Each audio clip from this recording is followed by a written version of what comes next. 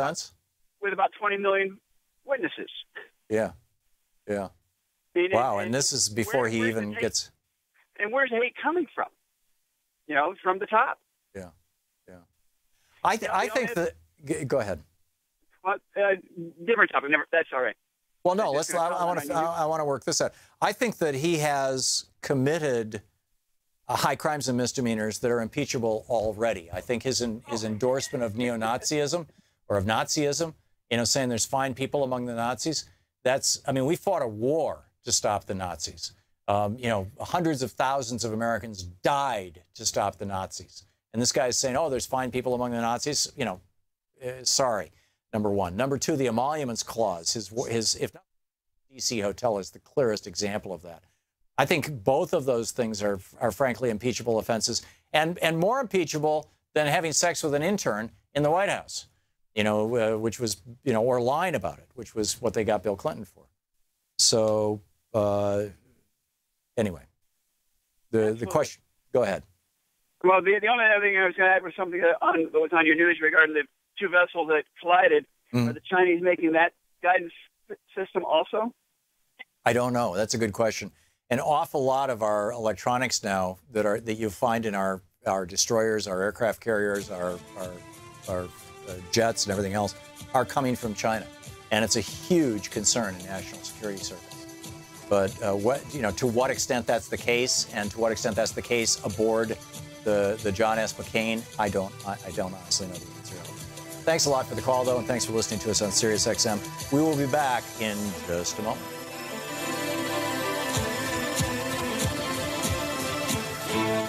You're listening to the Thom Hartmann Program. Call 202-808-9925. Actually, it'll be 4 or 5 moments, but we'll be back shortly with more of your calls.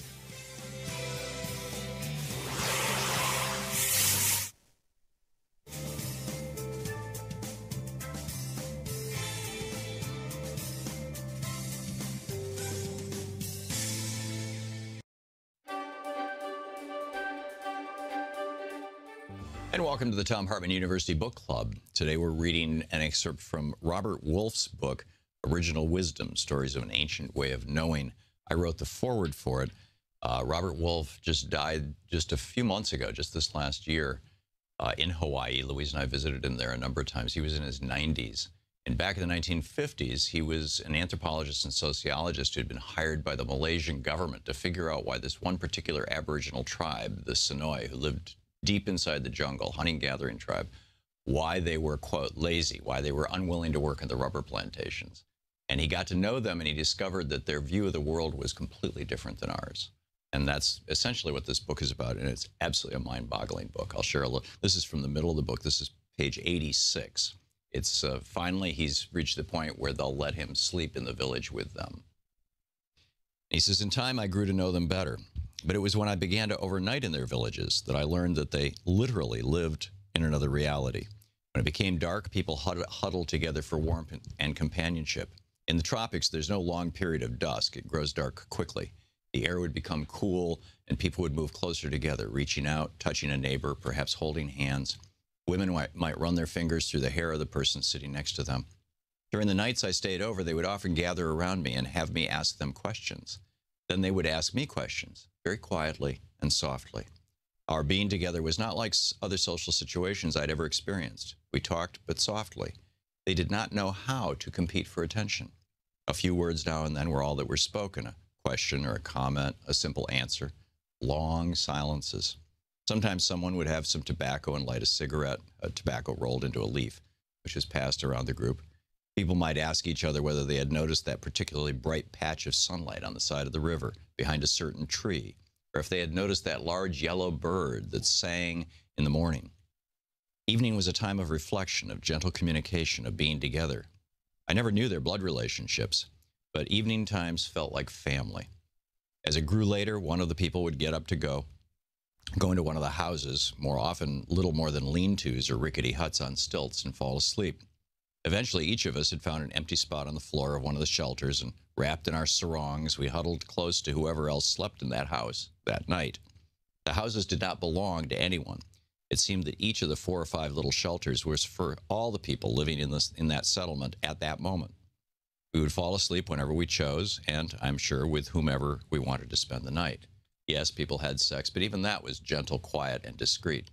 Occasionally, someone might turn over and bump into a couple being a little too acrobatic or noisy, and there would be a grunt.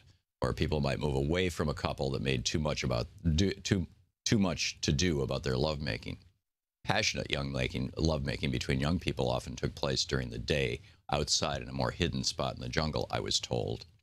In the morning, we might not all wake up at the same time, but those who woke up early would lay quietly, waiting for more people to awaken. And somehow, as if by magic, we would find ourselves sitting in a circle, rubbing our eyes, stretching the kinks out. One person would say, "I saw a bird, a beautiful bird." Someone else would say, "Yes, I too saw a bird." "What kind of bird was it?" another would ask. And so they would create a story with images from our dreams. They did not think that they were sharing dreams as we think of dreams. The Sonoy believed that the world we live in is a shadow world, and that the real world is behind it. At night, they believe, we visit the real world. In the morning, we share what we saw and learned there. The story that was created around the memories that 4 or 5 people brought back from the real world set the tone for that day. Sometimes one of the group would take the lead in soliciting input from each person in the room. "How about you? What do you remember?" Other times, the story flowed without help. A few times, no story emerged at all. It was very obvious that when a more or less coherent story was created around the images we shared, we who had slept in that shelter would live that story that day. Usually, the stories were simple. A bird had shown the way to a tree that was bearing fruit. Later that day, some of us would find that tree, and of course, it did have ripe fruit. Or the story was about a bad storm, so people would stay close to the shelters all day, and yes, there was a big storm in the late afternoon. Occasionally, the stories were about things that affected all of them, all the people in the settlement, or perhaps even all the Sonoy. In that case, they would make it a point to share with the people who had slept in other shelters as soon as possible. It might take all morning to disseminate that story to everyone. I did not witness any attempts to call a meeting, but it was obvious that when a serious story came out of a morning's dream telling, all the people in the settlement would eventually hear that story. I learned about all of this very early during the time that I spent with the Sonoy. It was in what I thought of as the first village, the first settlement I visited, that an important story emerged from what I brought back from the real world during one of my nights there. It made a big impression on me because part of the story came from my dream. It was a particularly vivid dream about one of my family's dogs, an all-black mongrel that seemed to have come with the house we rented in the suburbs of Kuala Lumpur. We had tried to get rid of that dog. In fact, one of the first days after we moved we had run over to over the poor dog in the driveway, but he would not leave. We tried chasing him away. He kept coming back. So we adopted him and called him Jaga, which is Malay for guard or protector. I do not remember that Jaga was a particularly good watchdog, but he was around. And he goes on to tell his dream, and then it's just an absolutely fascinating story. Original Wisdom, Stories of an Ancient Way of Knowing by Robert Wolfe.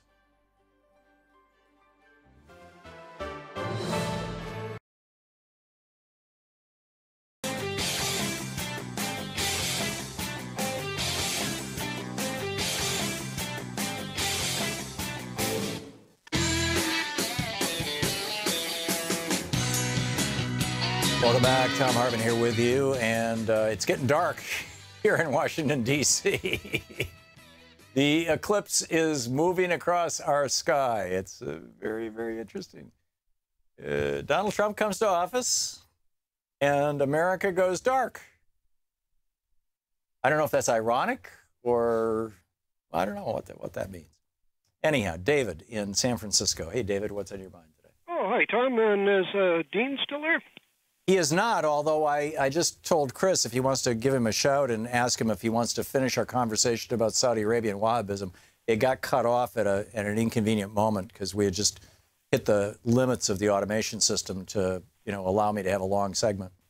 Oh, sure. So. Well, I was going to raise the issue of market forces, regarding these public speaking opportunities that these guys are trying to grab.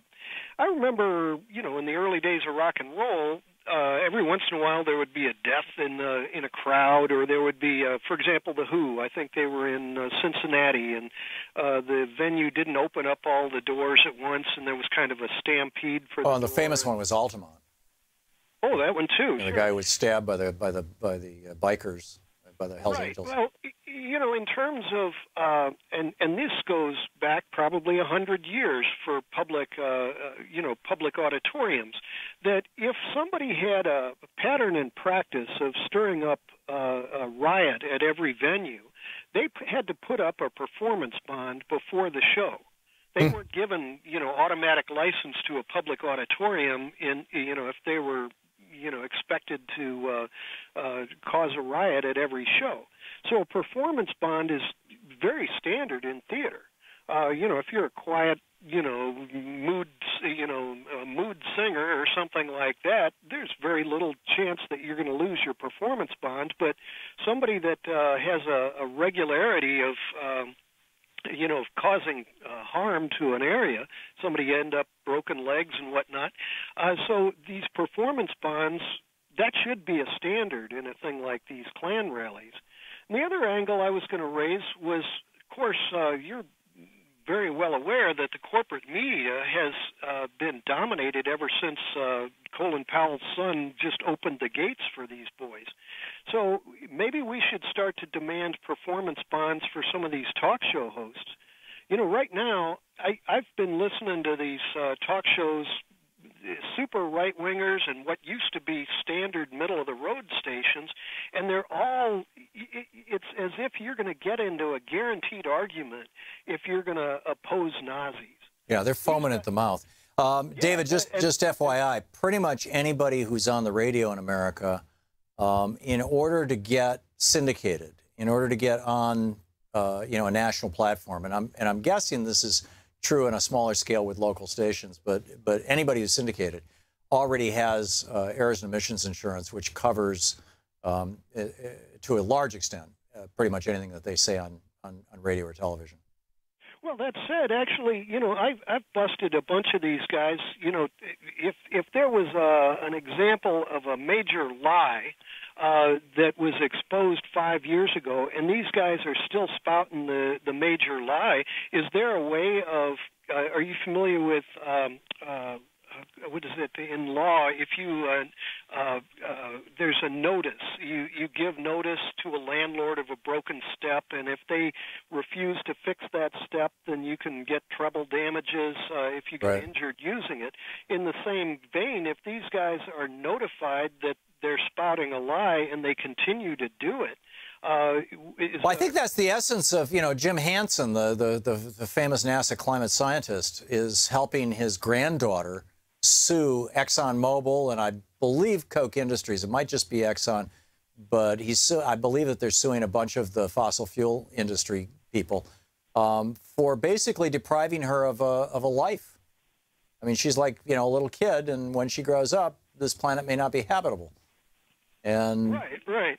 Well, in terms of, I'm rapidly trying to find the word for the notice, because this is standard in landlord law and tort law, that if somebody refuses to accept the responsibility for their property or their deeds after they've been notified that it's that they're propounding lies.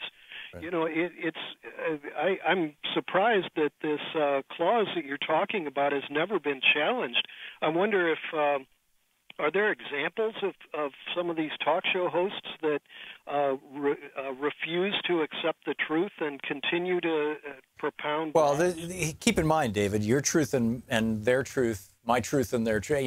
We all have different truths, right? And this is somewhat problematic, and this is where we get into the what's the difference between hate speech and simply opinion speech, and the old saying that your freedom to swing your arm ends at the tip of my nose. What is the verbal equivalent of that? And we've defined this by and large in a whole bunch of arenas outside of the realm of politics, and particularly outside of the realm of race and religion. But increasingly now, with the rise of Nazism in the United States and the rise of the Klan in the United States and people who are fellow travelers, I think that we need to start seriously considering this. David, I got to move along, but thank you for the call. It's a thoughtful conversation. I appreciate it. Brian in Dubuque, Iowa. Hey, Brian, what's on your mind today? Hi, Tom. I just wanted to say thank you. Are you there, Tom? Yeah, I'm listening. Hey, Brian. Anyway, yeah. Thank You're welcome. You. So what's on your mind? I wanted to give my theory as to how the eclipse is happening the way it's happening. I believe as the Earth rotates, the moon is traveling also, and it's moving from west to east. Right. And in relation to how far the sun is away from the moon and the Earth, that's why it's happening. Right. The moon is traveling faster relative to the Earth than the spin of the Earth's rotation. Right. And it's traveling in the opposite direction. That it doesn't matter that they're not moving in the same direction, the sun and the moon. Right. Yeah. Okay. Yeah, Chris actually came in here a little bit ago and did it with his two fists and said, "Here, let me show you." And I'm not 100% sure I'm correct. No, you've nailed it, Brian. You've nailed it. That's what it is. That's what it is. And go ahead, Tom. Well, that's it. That's it for me. Yeah, that's probably should be it for me too. I just wanted to say, racism is bad. The idea that all people who are racist is bad, I don't know. That would be like saying all the people in Germany at the time of Nazi Germany were really, truly bad people. They had a bad idea in their minds. Well, to a large extent, they were captured by a cult message, and this is the danger, Brian. I mean, it is the same thing in Japan. The Japanese believed that their emperor was a descendant of the sun god, of the first human being. The Germans believed, and I know German Nazis. Actually, all the ones I knew back in the 80s are dead now. But I knew several people, and one of them, in particular, who I knew, never renounced his Nazi opinions, and which just blew my mind. I mean, but this guy lived in the town that I lived in Germany, and he was just right up front about it. He didn't put signs out in front of his house or anything. And he was otherwise a perfectly nice guy, right? Except that I'm not Muslim, and I'm not a person of color, and I'm not Jewish, and so as a white Christian, I didn't offend him. But there was this group of people in Germany, and it ultimately became probably the majority of the country, that fell under the thrall of Hitler. And they were basically sucked into a cult, into a death cult. It was like a religion. And it took World War II. It took the utter destruction of Germany to cause, and the Japanese, the same thing. They were so committed to their sun god emperor that they were willing to fly airplanes into the deck of American aircraft carriers, the kamikaze pilots. This was one of the highest callings in the Japanese military, was to be able to end your life, as a martyr like this.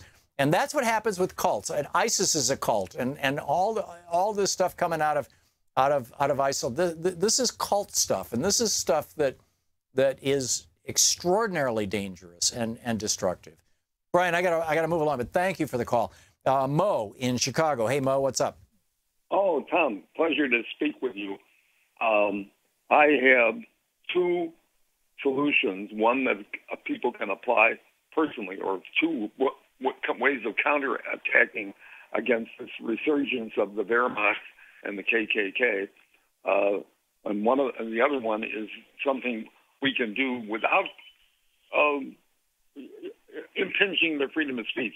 Mm-hmm. On the personal level, a professor at Harvard has written a book, and I forgot his name, in which he quotes Hannah Arendt, whom you were quoting in an app that I heard on the telephone. Quotes Hannah Arendt as saying one of the bases of totalitarianism is to separate the citizens from each other. Yep. And that is also dramatized in 1984. Yes. So we have to assert our solidarity, and there's one simple way of doing it, and there's many others like it, but I'll give you the example. When someone in personal conversation with you uses the N-word, call him on it right away. Sure. Don't tolerate it. Let him know that he is giving aid to the enemies of America, the enemies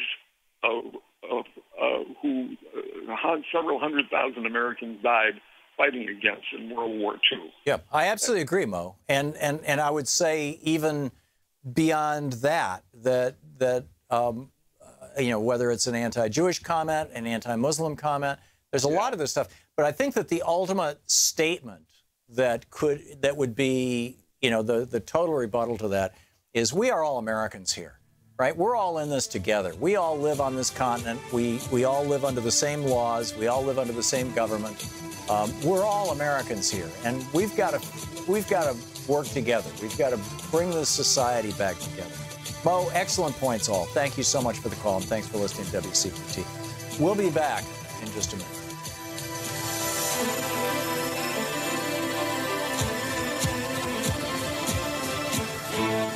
You're listening to Thom Hartmann. Visit ThomHartmann.com for audio and video archives. All over Washington, D.C. here, people are standing out in the streets looking up at the sky. Holy cow, look at that.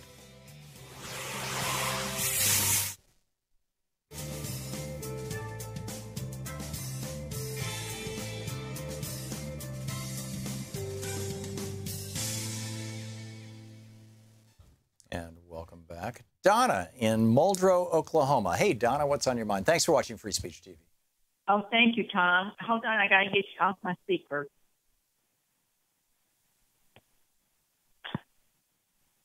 Can you hear me? I do. Okay. I have a little bit of a different take on this Nazi thing. To me, it's not so much free speech, but we fought a war over that. And my father served in that war. And to me, it's almost disrespecting the greatest generation to let this go on in our own country. Yep. You know, that people don't seem to remember history, or else they're ignoring it. And when you ignore it or don't remember it, aren't you doomed to repeat it? Well, that's what was it, George Santayana said? No, it was way before that, wasn't it? Anyway, in any case, yes. The answer is yes. You know, my dad, he went all the way around the world, and he contracted TB, which caused him to lose 7 ribs and a lung. Oh, my. You know, that was a lot to give up. I mean, I know a lot of people lost their life, but, you know, he lived with that the rest of his life, or without it. And think of all the people, I mean, you know, they've written books, The Greatest Generation, right? Yeah, Tom Brokaw's thing. Yes, and to me, it's just disrespectful. Yeah. I agree, and I think that's really well said, Donna, and that's one of the reasons when, you know, Trump said that the Nazis are just, you know, there's some very fine people. I tweeted that, you know, apparently my father, when he joined the Army during World War II, in the hopes of going off to fight Nazis, that although, you know, while he was in boot camp, the war was over, the war ended, but, you know, that apparently he was going to fight some very good people. Or very fine people, I think was the phrase that Trump used, and I just it's openly disrespectful to my father's generation, your father's generation. I'm with you, Donna. Very well said. Thank you so much for the call, Brian in Coos Bay, Oregon. Hey, Brian, what's on your mind? Well, I had originally called to talk to you about the collision at sea, but you started talking about a lot of hate speech, and it kind of shifted my thinking into something a little different, and I kind of tend to agree with you that the ACLU and a lot of other people should kind of give up on the idea of defending every aspect of speech. And we can look to things like saying bomb in an airport or on an airplane. Yep. That's harm speech. Yep. Or it's a threat of harm. Speech, yes. Hate speech, yeah, you can say however much hate you want. But the second it crosses over into where a group of people are highly concerned for something to happen, right, it kind of turns into harm speech. It's back to that old, you know, freedom of speech doesn't mean you can yell fire in a crowded theater type of thing. Exactly. So then the question becomes, where do we draw those lines and how do we enforce them, and who gets to decide what is and isn't hate speech? Or what is and isn't harm speech? And I think the harm is the super important key here. And, you know, prior to a couple of years ago, I would have said that's why we have a court system. But between the Federalist Society and the Heritage Foundation and all these other right-wing groups that have worked so hard to put basically their versions of Robert Bork in every, you know, or Neil Gorsuch in every judicial slot in the United States. And more than half of the judges in the United States now, the federal judges, are graduates, as it were, of the Federalist Society. And, so I'm not sure that we can trust the courts anymore. Anyhow, Brian, thank you for the call.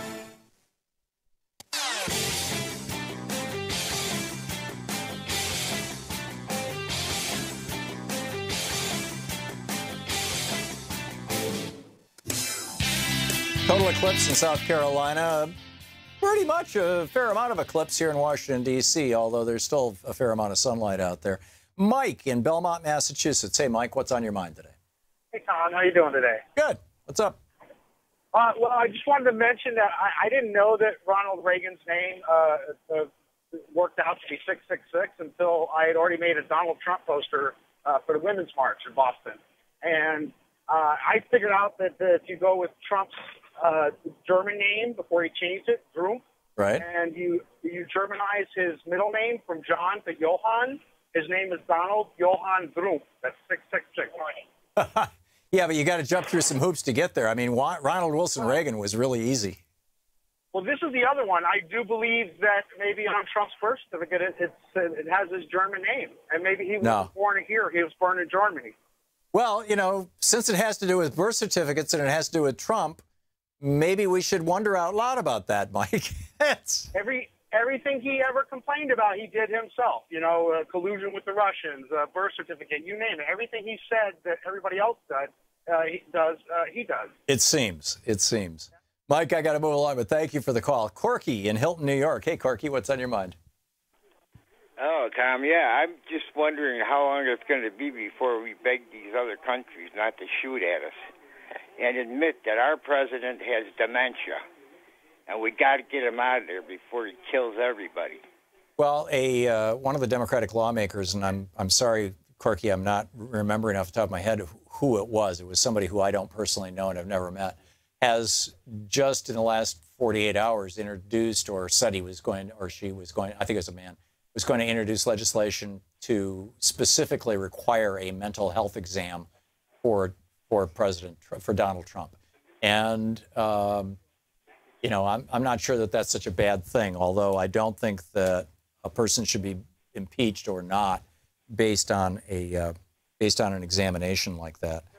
Obviously the 25th Amendment did not envision a mentally ill president. So I don't know what we're going to do with this one. Corky, thanks for the call. Donald in Aurora, Illinois. Hey, Donald, what's up? Yes, hi, Tom. I'm looking at TV today, and I see Susan Collins, all for staying in Afghanistan. Governor Kasich, he's another one, wants to stay in Afghanistan. Oh, we have to stay there. And Tim Kaine, of all people, saying that we should stay in Afghanistan. Really? Well, the thing is we've been there for 16 years, and you want to try to tell me we can't get out? Hell, Christ's sake, I got drafted in 1966 and got out in 68. They stopped after 10 years, and 58,000 GIs were killed in Vietnam. We had no problem getting out.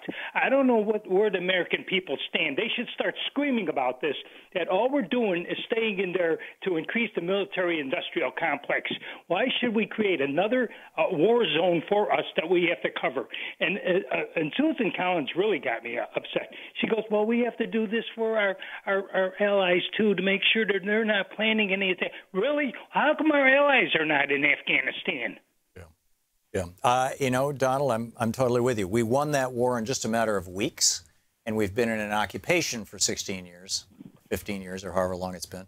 And the occupations don't work. No country wants to be occupied, particularly Afghanistan. This is a place that's referred to as the place where empires go to die, which is what happened to the Soviet Union. I mean, arguably, trying to fight a war in Afghanistan is what took down Gorbachev, is what took down the Soviet Union. So, I'm concerned we're the ones that are creating all the tensions and all the this notions of going into war all the time by just being in there. We should just pull out of the entire Middle East. Yeah, Donald, I by and large I agree with you. By and large, I absolutely agree with you. Now, I got to move along. Thank you for the call. Matt in Houston, Texas. Hey, Matt, we've got a minute and a half. What's up? Hey, Tom, thank you. Two things. Did you ever find out about that landfill in Nigeria? First thing. No, I didn't. I'm sorry. Okay. All right. Good. Next thing. The wall. I would like for a Republican to get up and or go on television and play back Trump's rhetoric. We're going to build a wall in Mexico. He's going to pay for it. There's no legitimate reason for that to be in any budget that's going to, especially a budget that's likely to end up locking down the government with a wall in it.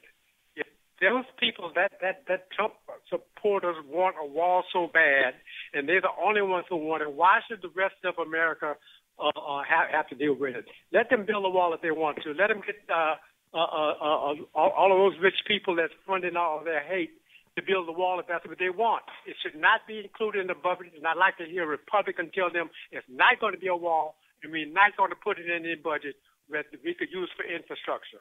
Or if we are going to build a wall, only red states pay for it. Yeah. Yeah. I don't know, Matt. The whole rhetorical thing of we're not going to build it. We're going to build a wall, but we're not going to pay for it. Mexico's going to pay for it. Was just Trump's way of putting an exclamation mark at the end of the sentence that was basically, have you noticed all those people from Mexico have brown skin and they talk funny? Therefore, we need to keep them out. And, this is just xenophobia on steroids. Matt, thank you for the call. Excellent, thoughtful call. What a day. What a day. Well, the eclipse will leave us, the big round dark thing, and the big round orange thing will appear tonight.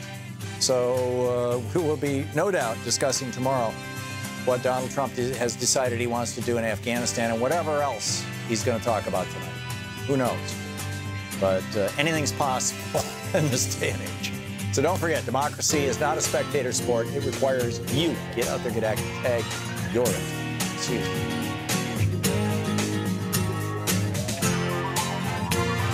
You've been listening to Thom Hartmann. For audio and video archives, visit thomhartmann.com.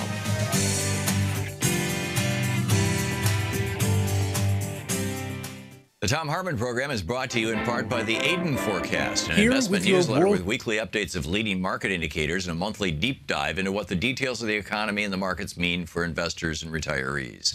On the web at aidenmarkets.com. Wines have some of the highest pesticide levels in our food chain. This hour brought to you by ecowine.com. Pesticide-free wines, organic wines, imported from France by the Organic Wine Company, ecowine.com. Hartmann Program is brought to you in part by Super Beets. Super Beets are sourced from non-GMO beets, and they're packed with dietary nitrates, helping to produce nitric oxide for more energy, stamina, and support for healthy blood pressure levels naturally. For more information, call 800-223-8242 or visit tomsbeets.com.